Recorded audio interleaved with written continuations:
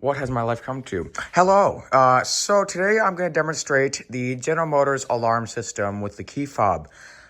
This car is a 2017 Cadillac ATS. It's my mom's car. It's truly amazing, but anywho. So there's actually two types of alarms you can set off on this car. I know that doesn't make any sense. I'll just go on and demonstrate. So if you just press the button and hold it for like half a second, it'll just chirp for three beeps.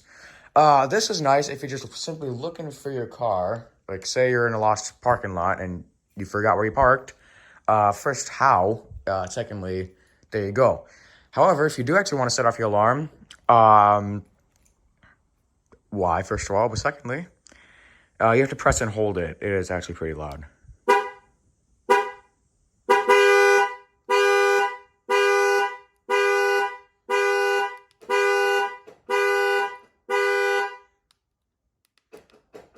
Cool.